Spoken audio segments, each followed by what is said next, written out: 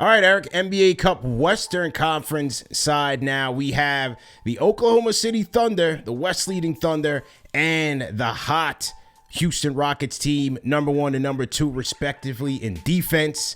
Both teams going 1-1 this year in a head-to-head matchup. What are you thinking about with this matchup, man? This is going to be one to see.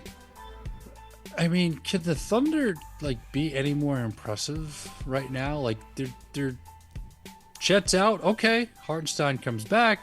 They were winning games playing complete small ball. Then Hartenstein comes back. Oh, Dallas is coming in, top 2 teams in the West for a chance to go to Vegas. No problem. We're good. Certain NBA teams and organizations, it feels like a program, right? It feels like there's this connectivity foundationally, front office, how they do things. Obviously, Oklahoma City is a small market. Everything in that town, sports wise, at a professional level, revolves around the Thunder, and they have such an incredible opportunity with how their salary cap is structured, the talent that they have. SGA is the head of the snake. To be a competitive team for the next 3 to 5 years. The Hartenstein and Caruso pickups have been perfect for them, as I think we thought they would be. And to handle Dallas in that manner without Chet, just they continue to impress. So a terrific basketball team. And this is really interesting matchup-wise because as well as the Rockets are playing, they should not have won that game against the Golden State Warriors. And I'm not saying they tried to lose the game, but they accidentally did many, many things to put them in a position where they should have lost that game. And that whistle at the end, along with some other questionable moments, it was not a good night for the officials. The Warriors had the game. And the Rockets were very fortunate. But, man, they are building something there with that mix of young talent, led by Şengün and Green and Eason, combined with Van Fleet and Dylan Brooks. And, Jeff Green has been a presence for that organization as well as a vet. They're a lot of fun, and they're only getting better. So I think this is going to be a terrific game. I mean, how unique is Şengün? I mean, he's incredible.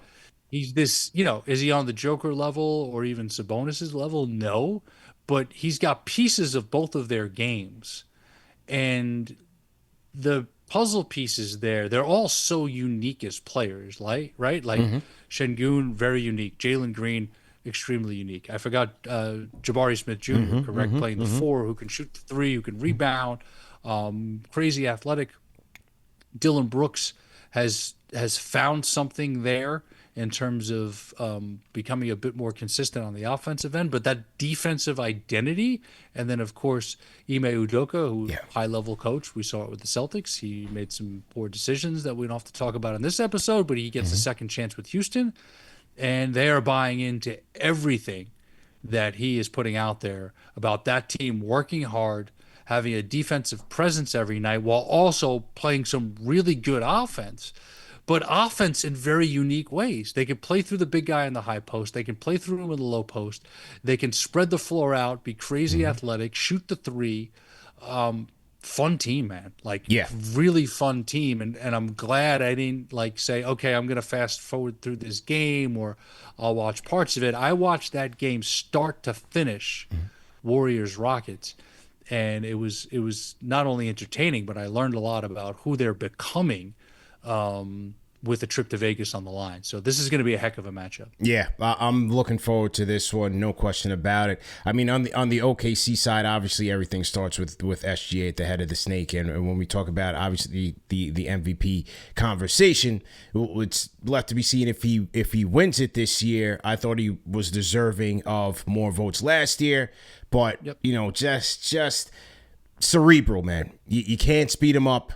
Clutch when he needs to be.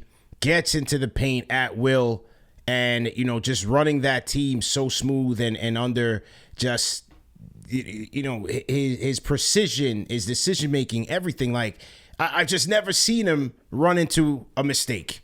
I've never seen him with unforced errors. Not like that. He's typically under control, and that's a sign of a point guard and of an MVP player. Now, the matchup on the other side with the Rockets, Dylan Brooks and Amen Thompson, his fellow countrymen, and one of the best young premier defenders, wing defenders in the league, and Amen Thompson are going to be getting that assignment. So it's going to be interesting to see how Udoka plans to utilize those guys.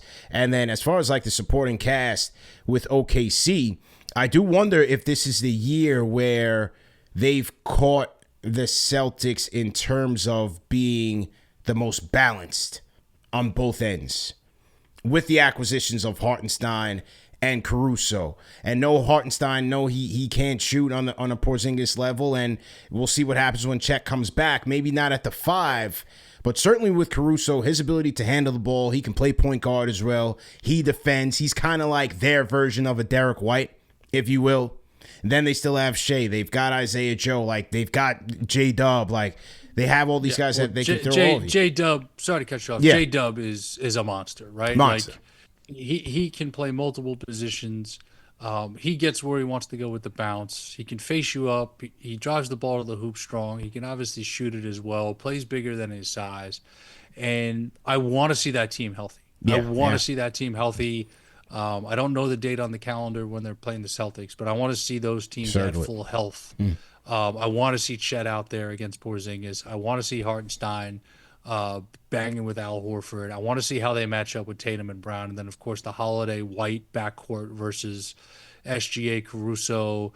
Huge fan of Cason Wallace. Yeah. He was one of the players we documented several years ago at the Iverson Classic when there were 7 or 8 first-round picks in the Iverson Classic game, and he was one of them. And he had NBA player written all over him then, just as far as his maturity, his steadiness, two-way player.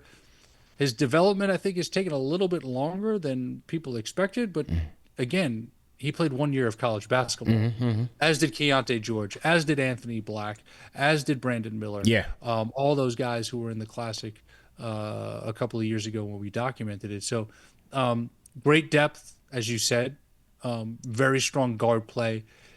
SGA plays like a 12-year championship-tested KG veteran. And you hit it on the head. He gets to his spots without stress. You can't speed him up. And because of his height and athleticism, he just goes right up over you. And then if you're up too aggressively on him, trying to make him uncomfortable, once he gets you on his shoulder and his hip, what are you going to do? Because the stride length and the footwork, he gets to the paint at will. And you already talked about it with the supporting cast. That defense collapses around him. He knows where to go with the ball. He's not a huge volume guy. He's so efficient. He knows when to attack and shoot it. He knows when to reverse the ball, when to get it into the paint and get it back out to open shooters. He's a special player, man. And you know, I don't want to go off on a tangent here, but Paul George is in Philadelphia. Paul George is no longer with the Clippers. Paul George is who they traded SGA for in that monster deal. Now, they had to get Paul George to get Kawhi at the same time. Yeah. I don't lose sight of that. But if you're the Clippers or a Clippers fan, I don't know how you can actually put on a Thunder game and watch and not be like, oh my God, look what we could have had. Like, he's a special, special player. And again, that team is set up for years of success. Yeah. Years of success. Yeah.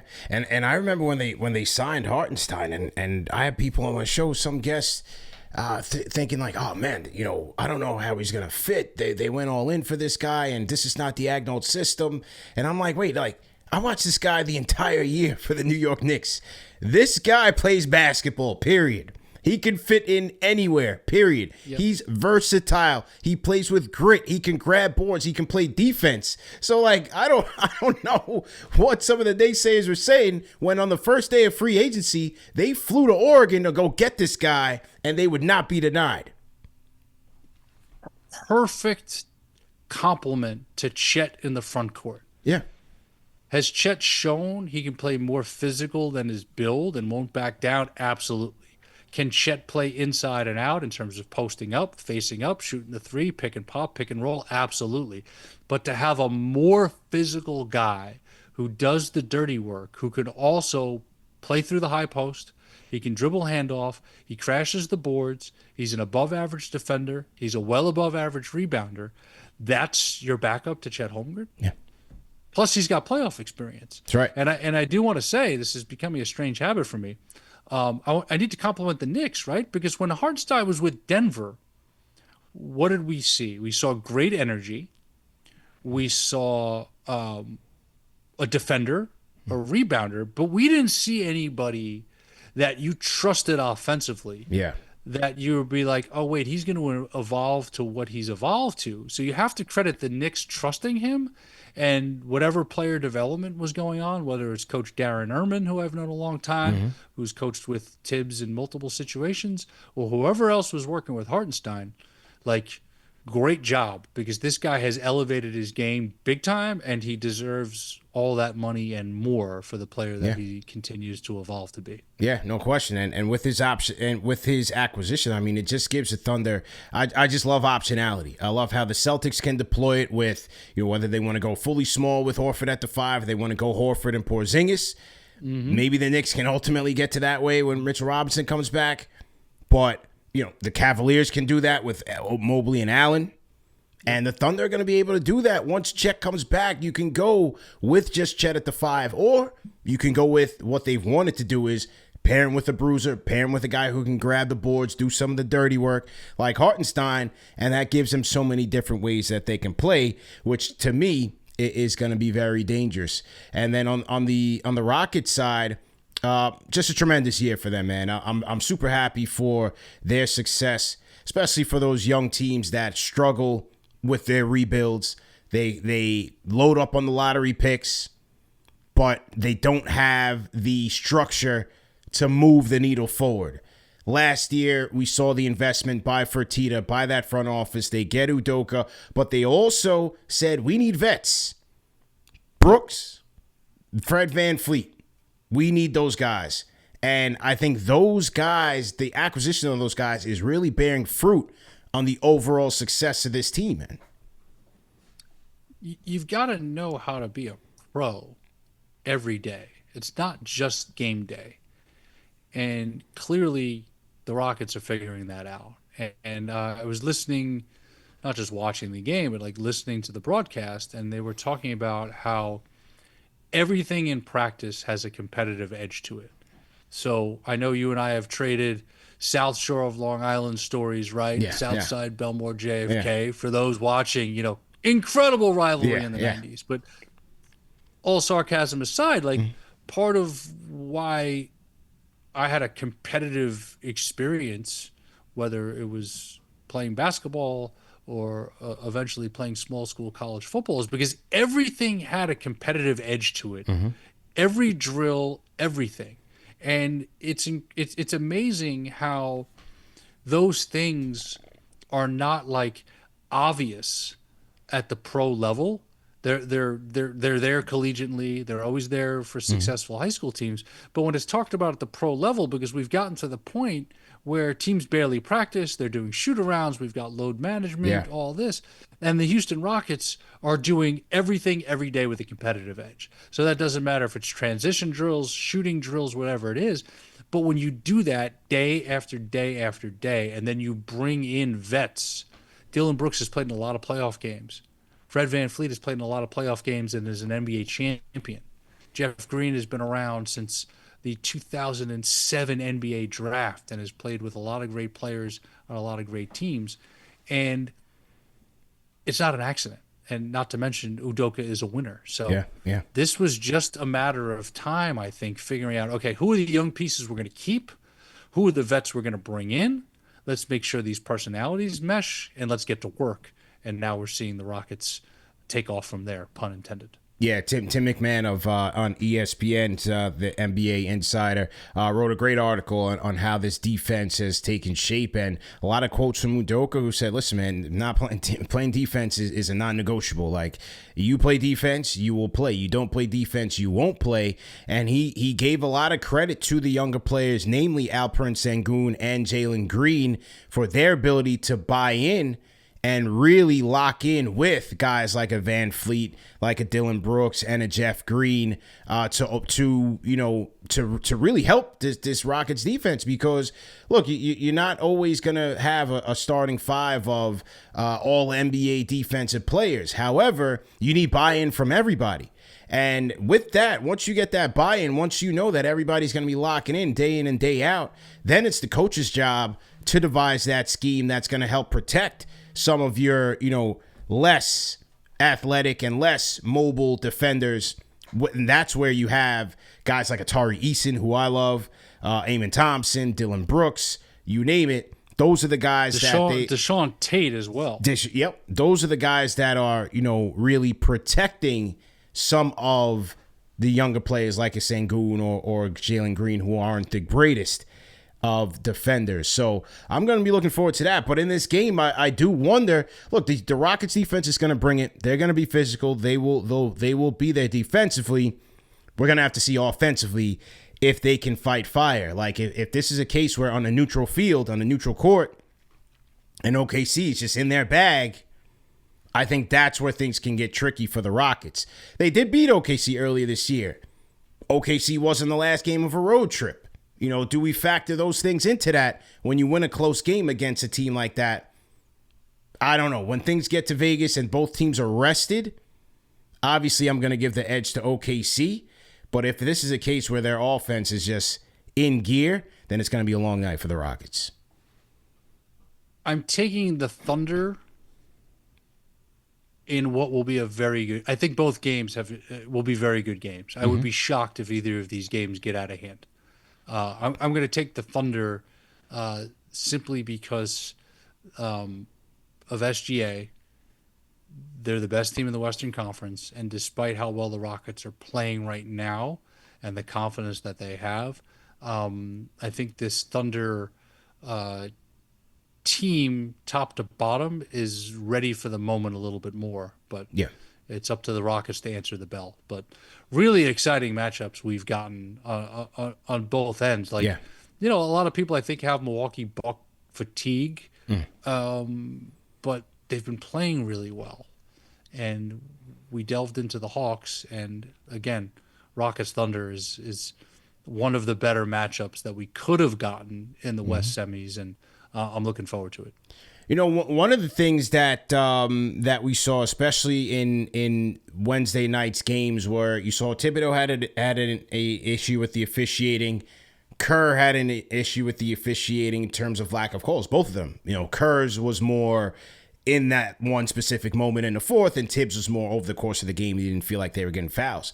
In the Rockets and Warriors games, you had 19 free throws between both teams. It was almost similar in the Knicks and Hawks game. Did you feel like those semifinal games were, more intense? Did you feel like the Zebras might have been in playoff mode where they're just letting both teams kind of go at it? It kind of felt like that on my end. Oh, yeah. It was chippy. It was physical. I think whether you're a fan or whether you're a coach and obviously a player, the real problem is when there's no consistency, when it's a foul on one end and it's not on the other. I think the players want to play physical. But when you've got Aaron Holiday clearly slapping Steph Curry on the arm right in front of an official on a jump shot, and then that last play that put the Rockets on the free throw line, you watch the replay, like Kuminga's hand is on the ball before there's contact down there. And I just don't believe in blowing the whistle when two teams are playing that hard. That one seemed bang bang to me. Like let it go. Have a jump ball and let the players decide. But yes, those games now, have I watched every NBA Cup in-season tournament game to this point? No, but the ones I've watched have had that playoff flavor to it. Yeah. And that's by design. I think so. What's been one of the biggest Yeah, criticisms of the NBA for our entire lives and prior? The regular season doesn't mean doesn't matter. anything. Boring. Now I think that's ridiculous because that's where teams build trust, chemistry, habits, and where you earn home court, which Right. could make or break your season. So I always laughed at that. Plus, if you're a fan and you love basketball and you're lucky enough to root for a terrific team, you want to go on that journey with the team. You want to see how players grow. You Yeah. want to see how the team evolves and the chemistry is built. Not to mention enjoying exciting, high level professional basketball. So I think it's the TV ratings conversation, the NBA media conversation we had a month ago, which we should pick up at some point. That's something else. As far as the games being important, it feeling like high level competitive playoff basketball, like check that box. That is working here. And whether you're in the arena, you're streaming it on your phone, or you're watching it on your couch, that's a win for everybody. Yeah, and by design, just as you said, I couldn't agree more. So we'll see. We'll see how these semifinals and championship games are in terms of the competitive balance, how the referees are calling this one. But I think you can expect more of the same as all roads leads to Vegas, and we'll see who comes out on top. 500,000 on the line and bragging rights. See how it goes, man. Eric, definitely enjoy the trip, and let's chop it up after the conclusion of the tournament to see how things went, man. Definitely enjoy that. Absolutely, my man. And pleasure being on. Always great to break it down with you. And I'll check in with you from Vegas, where we will be having the Ticket in Truth KG and Paul Pierce live stream for the final on Tuesday. So you may want to put that on your alt screen with the action going, because as you know, you can't find two more entertaining guys when it comes to watching and talking NBA basketball.